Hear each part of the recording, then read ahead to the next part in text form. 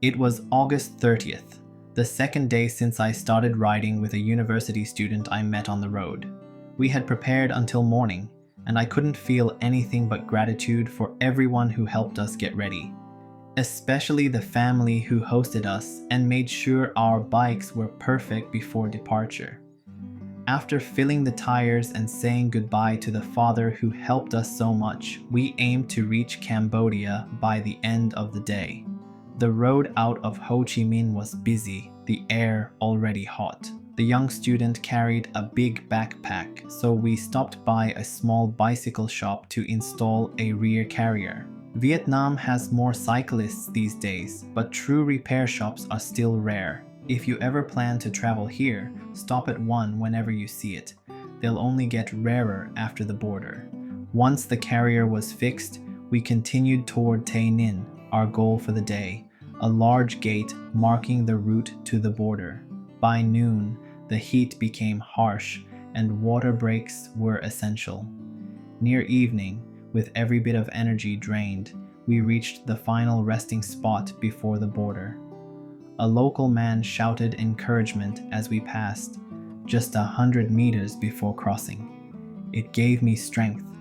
Finally, the border gate appeared. It was my first land border crossing. I felt nervous but proud. We showed our passports at immigration, then waited on the Cambodian side for the visa process.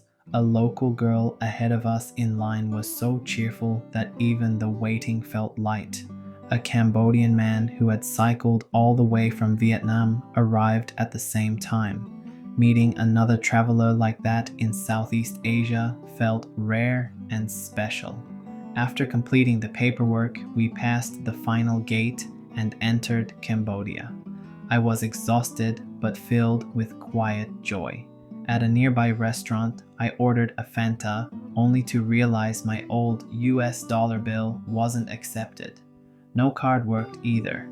For a moment, I was technically dining without money. The manager discussed what to do, and as rain began pouring outside, I asked if we could camp by the front of the restaurant. He kindly agreed, even accepting my old bill in the end. That small act of kindness felt huge in a foreign land. The next morning, I woke inside the tent, surrounded by barking dogs and the early bustle of Cambodian life. People started work before sunrise, their voices lively and bright. Breakfast was rough, the energy drink was awful, and the local meal didn't suit my taste, but it was enough to ride.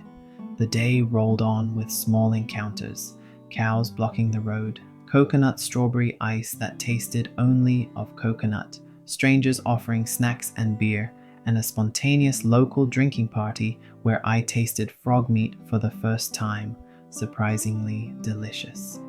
As evening came, a guard invited us to pitch the tent in a safe corner of an economic zone. Rain fell gently, washing away the dust of the day.